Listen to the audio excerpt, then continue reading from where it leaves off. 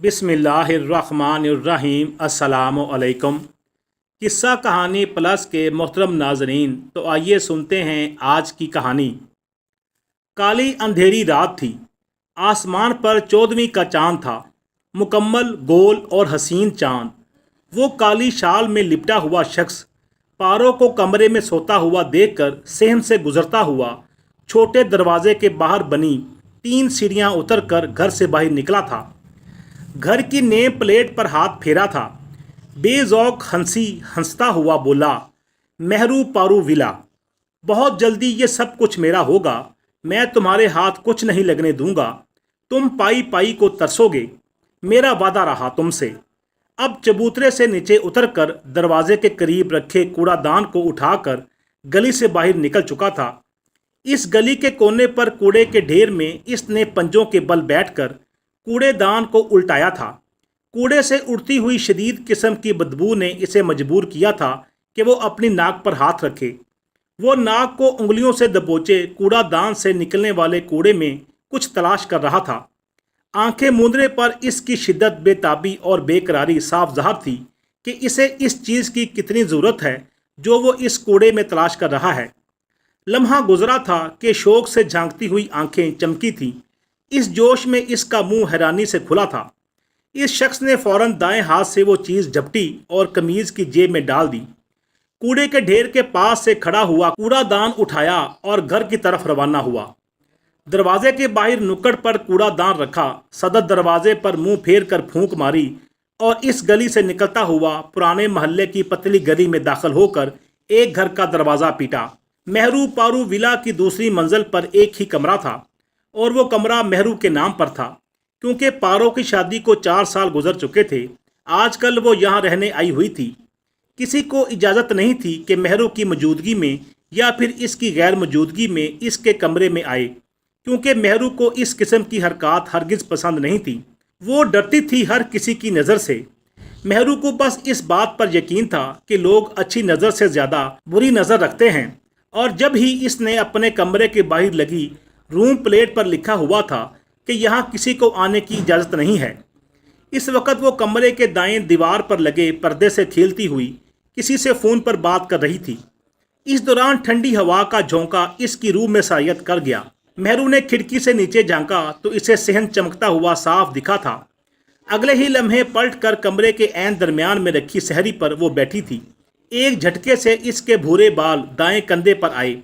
मेहरू हमेशा से ही बालों की चुटियां बनाए रखती थी, लेकिन न जाने आज क्या खुशी की बात थी कि भूरे घने लंबे बाल खुले हुए थे। मेहरू की टांगों में फिर से बेचैनी हुई थी, जिसकी बिना पर वो कमरे के दरवाजे के मुकाबल दीवार से लगी संघार मेज़ के सामने खड़ी अपनी पलकों पर हाथ फेर रही थी। भूरी मोटी घनी पलकें जो कि एक दूसरे के ऊपर चढ़ी हुई थीं। इस बार दायां हाथ इसके लबों पर गया था। इसकी गुलाबी मोटे होंठ थे। मेहरू के निचले होंठ के बाईं जानब छोटा तिल था जो इसकी खूबसूरती को 4 चांद लगाता था। सफ़ेद झाग जैसा इसका रंग था। इस पर इसकी बहन पारो हमेशा कहा करती थी, मेहरू को हाथ लगाना तो इसे मैला करने के मुतरादफ है। सफ़ेद दूध जैसी रंगत की मालका को उंगली से छू लो तो निशान रह जाए। मेहरू इस लम्हे में एक बार फिर घर की तरफ लपकी थी। तुम्हें इल्म है शाहजहान कि आज हवा में तुम्हारी खुशबू महसूस हो रही है। तुम यही हो क्या मेरे आसपास? मेहरू की इस बात पर शाहजहान ने कुछ कहा था कि जिसकी बिना पर वो मुस्कुराती हुई मसहरी पर बैठी थी। सामने आईने में वो खुद को देख रही थी कि इसे महसूस हुआ जैसे इसके पीछे से कोई काली चादर में गुजरा हो। अगले ही लम्हे वो खौफ के मारे दरवाजे की जानब बढ़ती हुई अचानक रुक गई। कान से मोबाइल हटाकर कॉल काटी, मुसहरी पर पाँव समेट कर बैठ गई। मेहरू को खौफ महसूस हुआ तो अगले ही लम्हे तकिया अपने सर के नीचे लगा कर लेट गई।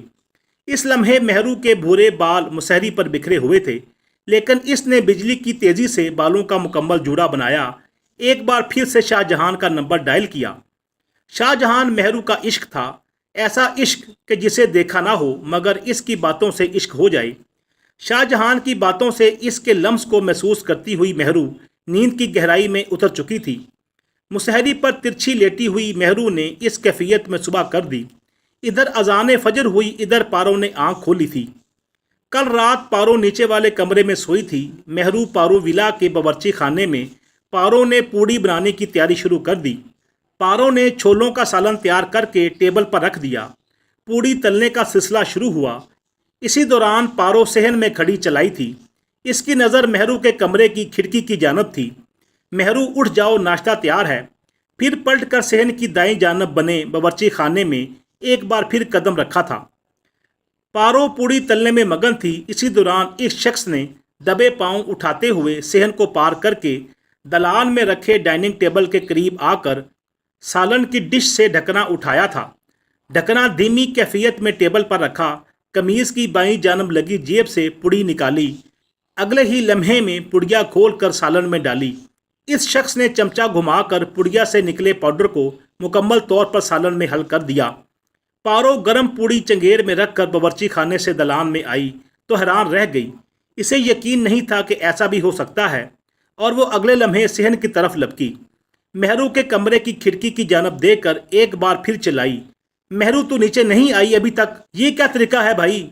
ऐसा पहली बार हुआ था कि मेहरू पारो की पहली आवाज़ पर नहीं आई थी, इसलिए शायद पारो को गुस्सा आया था। अगले ही लम्हे मेहरू कमरे की खिड़की से झांकते हुए बोली, आपा आ रही हूँ। कमरा समेट रही थी। मेहरू के जवाब देने पर पारो ने जवाबन मुस्कुराती नज़र से मेहरू को देखा और दोनों अपने कामों में मसरूफ़ हो गईं। वो शख्स आज फिर पारो और मेहरू की नज़रों से बच निकला था। इस शख्स के धीमे कदम इसका हुनर थे। न जाने कब आता था और कब चला जाता था, और आज वो जो काम करके गया था किसी को इस बात का इल्म नहीं था, और ये भी नहीं मालूम था कि इसके रद्द अमल में क्या होगा और क्या नहीं। मेहरू कमरे के दरवाजे पर ताला डालकर सीढ़ियाँ उतर रही थी। गोल जीने से उतरते वक्त अक्सर इसे चक्कर आ जाया करते थे। महज जीने से उतरकर छोटे दरवाजे से सहन में दाखिल होने लगी थी कि सदर दरवाजे पर दस्तक हुई। मेहरू बाईं जानब बनी तीनों सीढ़ियाँ उतरकर दरवाज़ा खोलने लगी। दरवाज़ा खोला तो सामने हाशम को खड़ा देखकर इसका मुंह बना। मेहरू हाशम से बगैर कुछ कहे तीनों सीढ़ियाँ चढ़कर और छोटे दरवाजे से सहन में दाखिल हो गई। हाशम ने भी जवाबन मुंह बसूरा और दरवाज़ा बंद करके खुद भी सहन में चला आया। मेहरू दलान के निसफ में लगी डाइनिंग टेबल की सदर कुर्सी पर बैठी। इसके दाईं जानब पारो बैठ चुकी थी। इसी दौरान हाशम ने बुलंद आवाज़ में सलाम किया तो पारो ने झांक कर सहन में देखा। क्या मैं इसे हमारी खुश नसीबी समझूँ कि हाशम हमारे घर तशरीफ़ लाए हैं? पारो कुर्सी से उठकर सहन में आ गई और हाशम को अपने साथ दलान तक लाई। अरे बाबा, खुश नसीबी तो हमारी है कि हमने सबसे पहले दीदार ख़ास किया है। हाशम ने मेहरू के रोशन चेहरे पर निगाह जमाई, अपनी मोहब्बत को लपेट कर हाजिर किया। इसी दौरान पारो ने हंसी दबाते हुए हाशम को अपने हमसर रखी कुर्सी पर बैठने का इशारा किया। वो झट से कुर्सी पर बैठ गया। वैसे अगर मुझे इल्म हो कि सामने वाला मुझे दिल में शदीद किस्म की गालियां दे रहा हो तो 1 मिनट रुकना अपने ऊपर हराम समझूं, मगर क्या करें, दुनिया के बेगैरत और ढीठ इंसान भी तुमसे क्लासेस लेते होंगे हाशम। मेहरू ने सालन प्लेट में डालते हुए हाशम को बेइज्जत किया, लेकिन वो वाकई अपने नाम का ही एक ढेर था। मेहरू की बात पर बालूशाही खोलते हंसने लगा। पारो ने मेहरू का दायां हाथ दबोचा कि जैसे इशारतन इसे माफ़ी मांगने का कह रही हो, लेकिन मेहरू की बोलती आंखें इस वक्त 360 का जाविया बना चुकी थीं। हाशम इस बात को समझ गया था कि मेहरू को झुकाना मुमकिन नहीं, इसलिए झट से बोला, रहने दे आपा, मुझे बुरा नहीं लगा, और वैसे भी मेहरू की आदत है मजाक करने की। हाशम की नागवार बात पर मेहरू ने इसे खूनी नज़रों से देखते हुए बरक रफ्तारी से जवाब दिया, मुझे कोई शौक़ नहीं है तुमसे मजाक करने का, और वैसे भी तुम जैसे ढीठ इंसान अपने ही नाम पर धब्बा होते हैं। मुझे तो इस बात का गम है कि तुम क्यों मुझसे फ्री होते हो, इडियट कहीं के। हाशम इस वक्त मेहरू को कड़क निगाह से देख रहा था कि पारो ने इस बात को महसूस करते हुए हाशम के आगे प्लेट रखी। हाशम, खाओ ना तुम भी। हाशम ने पारो को नज़रअंदाज किया, प्लेट झटक कर कुर्सी से उठा और घर से बाहर निकल गया। पारो ने जवाबन मेहरू पर गुस्सा किया, कौन करता है घर आए मेहमान के साथ ऐसा? मेहरू ने जवाब नहीं दिया, नाश्ता करने में मगन रही। पारो और मेहरू में काफ़ी प्यार मोहब्बत था, लेकिन इनकी लड़ाई अक्सर हाशम की बात पर होती थी। मेहरू को हाशम शदीद किस्म का नापसंद था, लेकिन पारो फिर भी हाशम से उनसनियत रखती थी। क्योंकि हाशम इनके अकलौते मामू का अकलौता बेटा था। पारो फिर बोली, जवाब देना भी मुनासिब नहीं समझोगी क्या? अगले ही लम्हे में उठकर बावर्ची खाने में आ गई। मैं बस ये जानती हूँ कि बाबा और अम्मा को ये शख्स बिल्कुल नहीं पसंद था। नफरत करते थे वो इस दरिंदे से जिसके दांत लाल, नशीली आंखें, शराबी कैफियत और गुंडों के जैसा हुलिया है, और इसलिए मुझे भी सख्त किस्म की उकताहट होती है इससे। मेहरू शदीद गुस्से के आलम में बोलती हुई सहन में लगे वाश बेसन पर हाथ धोने लगी। खैर, तुम्हें तो जलन यूं भी है ना कि वो तुम्हारा रिश्ता लेकर आया था, तो क्या आपको ये याद नहीं कि किस तरह इस शराबी का सर फड़ा था मैंने? इतने में पारो बावर्ची खाने से 2 कप चाय डाइनिंग टेबल पर रख चुकी थी। मेहरू ने गुस्से से चाय का पहला घूंट पिया।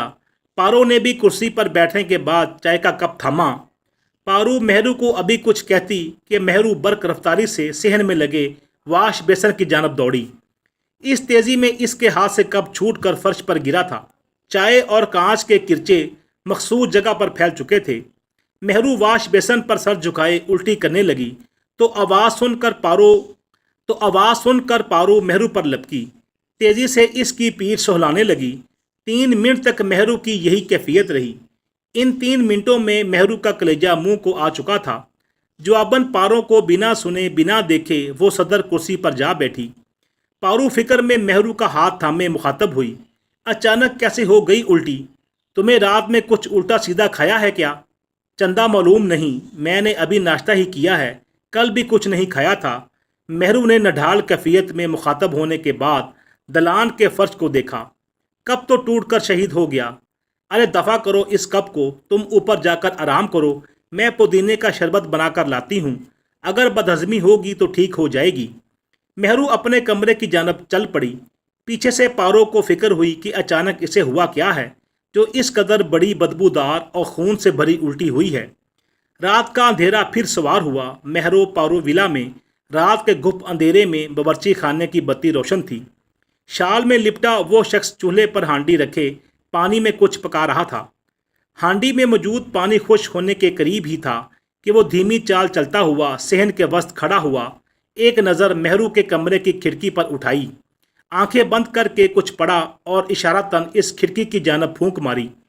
अब फिर से बावर्ची खाने में दाखिल होकर चूल्हा बुझाया, फिर हांडी उठाकर छोटे दरवाजे से बाहर निकला। नरम कदम रखते हुए सीढ़ी उतरा और सदर दरवाजे के बाहर निकलकर कूड़ेदान की जानब चला। हांडी वहां छोड़कर चिल्लाया, जिसकी चीज़ है इस तक पहुँचे। अब अपने घर की जानब वो रवाना हो चुका था। मैं अपनी चीज़ तुमसे लेकर ही रहूँगा। जो चीज़ मेरी है वो मेरी है, इसे मुझसे कोई नहीं छीन सकता और ना कोई जुदा कर सकता है। बढ़ते हुए हर कदम के साथ वो बार बार इस जुमले को दोहरा रहा था। एक लम्हे के लिए शाल इसके सर से उतरी थी, लेकिन इसने फ़ौरन शाल को संभालते हुए अपना सर ढांका था। रात के 12 बज रहे थे। मेहरू अपने कमरे में रखी मुसहरी पर लेटी हुई थी। अचानक ही कमरे का दरवाज़ा बजा, जिस तरह के जैसे किसी शख्स ने किसी दूसरे शख्स को दरवाजे पर धक्का दिया हो। मेहरू ने एक झलक कमरे के दरवाजे पर मारी और बगैर कुछ कहे नज़र बचा ली। इस सब को नज़रअंदाज करने की वजह यह थी कि मेहरू ने कान से मोबाइल लगाया हुआ था, क्योंकि इस वक्त वो शाहजहां से बात कर रही थी। आज इसकी तबीयत में काफ़ी झुंझलाहट महसूस हो रही थी। मेहरू ने मोबाइल स्पीकर पर किया था और ख़ुद सर पर हाथ रखे आंखें बंद कर चुकी थी। कैसी तबीयत है मेहरू? मोबाइल से चुनती आवाज़ इसके कान में पड़ी थी। मेहरू ने बाईं जानब करवट बदली। वो कांपती आवाज़ में बोली, मैं ठीक नहीं हूँ शाह। शाहजहां प्यार से मेहरू को महक कहता था और मेहरू शाहजहां को मोहब्बत भरे लहजे में सिर्फ शाह कहा करती थी। मेहरू कुछ और बताती कि अचानक इसका सांस उखड़ने लगा। मेहरू खांसते हुए मैसरी से उठी। शाहजहां सब सुन रहा था कि मेहरू किस तरह से तड़प रही है। शाहजहां का बस चलता तो वो लम्हे में मेहरू के पास आ जाता, लेकिन इनकी मोहब्बत भी अनोखी ही थी कि दोनों को इल्म नहीं था कि कौन किसी शहर का रहने वाला है। मोबाइल के राब्ते कब मोहब्बत में तब्दील हुए इन्हें इल्म ही ना हो सका। मेहरू ने कमरे का दरवाज़ा खोला। इसी दौरान गहरी हवा ने इसके जिस्म में सरायत की। दरवाज़ों के दोनों पट थामे मेहरू साकत खड़ी रही। इसे कुछ लम्हे के लिए खबर ही नहीं थी कि इसके साथ क्या कुछ हुआ है। मेहरू चंद लम्हे तक अपनी पलक झपकाना भूल चुकी थी। आहिस्तगी से कमरे के फर्श पर वो बैठती चली गई। वो पहर गुजरा कि मेहरू को सब कुछ समझ आने लगा था। اور اس طرح اس کی حیرانی میں بھی اضافہ ہوا۔ اس نے اپنے کمرے کے دروازے کی چوکھٹ پر ہانڈی رکھی دیکھی۔ ایک لمحے کے لیے تو مہرو کی جان نکل گئی۔ مہرو نے چاہا کہ ایک بار ہانڈی میں جھانکے، لیکن اس نے اجتناب برتا۔ مہرو برق رفتاری کی کیفیت میں دروازہ بند کر کے مین زینے پر آ بیٹھی۔ اس نے سنا کہ شاہ جہاں مسلسل اس کا نام پکار رہا ہے۔ اگلے ہی لمحے مہرو نے موبائل ہاتھ میں اٹھائے شاہ جہان کو جواب دیا، شاہ میں بچ گئی، میں ٹھیک ہوں۔ ادھر مہرو نے خوش ہوتے ہوئے گہری سانس نکالی اور موبائل اپنے سینے سے لگایا۔ ادھر شاہ جہان نے موبائل کو لبوں پر لگایا تھا۔ کیا تم میری جان لو گی مہرو؟ تم جانتی نہیں ہو کیا کہ میرا کیا حال ہوتا ہے اس وقت کہ جب تم کسی تکلیف میں ہوتی ہو؟ مہرو کی آنکھیں چھوٹی ہوئیں کہ جیسے اسے شاہ جہان کی بات بری لگی ہو۔ خدا کا خوف کریں، مہرو کی بات پر جب شاہ جہان ہنسا تو مہرو پھر بولی، شاید مجھے لگتا ہے کہ کوئی مجھے مارنا چاہتا ہے۔ میرے کمرے کے دروازے کی باہر ہانڈی رکھی ہوئی ہے، اس میں شدت کی بو آ رہی ہے شاہ۔ مہرو کی بات سننے پر شاہ جہان کی ہنسی غائب ہوئی۔ کوئی تم پر جادو کروا رہا ہے مہرو، تم کسی عالم کے پاس جاؤ، میں بھی کچھ کرتا ہوں۔ مہرو کالے جادو کے پہلے وار سے بچ نکلی تھی۔ اس کی اگلی منزل کسی عالم کی درگاہ تھی۔ شال پہنے وہ شخص اندھیرے کمرے میں زنجیروں کی جکڑ میں تھا۔ زنجیریں سلگ رہی تھیں، اس لیے وہ چلا رہا تھا۔ اپنی پشت کمرے کی اگلی دیوار پر بار بار رکھ کر مار رہا تھا، کیونکہ کمرے کے مقابل دیوار سے شال پہنا وہ شخص بہت دور تھا۔ اسی لمحے فرش پر بیٹھے ہوئے نوجوان نے آنکھیں موند کر کچھ پڑھا تھا۔ اس وقت وہ نوجوان کمرے کے وسط میں بیٹھا تھا، اب اٹھ کر زنجیروں میں جکڑے ہوئے شخص کی جانب بڑھا تھا۔ منہ بھر کر پھونک اس شخص کے وجود پر ماری تھی۔ اگلے ہی لمحے وہ شخص تلملایا تھا، چیختے ہوئے بولا، نہیں نہیں۔ اس کی چیخو پکار سے نوجوان بے ذوق ہنسا اور اسی جگہ پر جا کر بیٹھ گیا جہاں سے وہ اٹھ کر آیا تھا۔ شال میں ڈھکا ہوا وہ شخص ایک بار پھر بولا، تمہیں یہ سب کر کے کچھ حاصل نہیں ہوگا، تم بہت پچھتاؤ گے، نہ تمہیں گھر ملے گا اور نہ ہی وہ تمہاری کبھی نہیں ہو سکتی لڑکے، وہ تمہاری کبھی بھی نہیں ہو سکتی، کیونکہ تمہارا پہلا وار اس پر ضائع گیا ہے۔ اس نوجوان نے بنا کچھ سوچے سمجھے ناف میں لگی ہوئی گن نکالی اور سلگتی زنجیروں میں قید اس شخص پر گولی چلا کر ہلاک کر دیا۔ اب میں نے سر پر چوتھا خون چڑھا لیا، لیکن اس کی بے ذوق اور بد تہذیب ہنسی اس بات کی گواہ تھی کہ اس نوجوان کو کسی قسم کی کوئی پرواہ نہیں تھی۔ وہ بھی میری ہے اور وہ گھر بھی میرا ہے، کوئی اسے مجھ سے چھین نہیں سکتا۔ اس طرح ہنستا کھلکھلاتا ہوا زمین پر لوٹ پوٹ ہونے لگا۔ مہرو کے کمرے میں اس وقت اس کے ساتھ پارو بھی موجود تھی۔ دونوں مسہری پر بیٹھی ہوئی تھیں۔ مہرو نے پارو کے دونوں ہاتھ تھامے ہوئے تھے۔ مہرو کافی خوف اور تجسس سے پارو کو ساری بات بیان کر رہی تھی۔ آپا، جب آپ سسرال چلی گئیں تو رات میں میری طبیعت اچانک بہت خراب ہوئی۔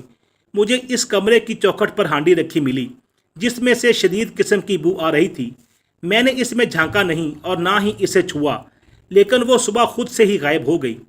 مہرو کی بات مکمل ہونے پر پارو اچانک بولی، ہاں تمہارے جیجا کو میں نے یہ بتایا تھا کہ تمہیں کھانے کے فوراً بعد خون کی بدبودار الٹی ہوئی، وہ بھی یہی بولے کہ کسی عالم کو دکھاؤ، تم چلو میرے ساتھ عالم کی طرف، میں تمہیں اس طرح نہیں چھوڑ سکتی۔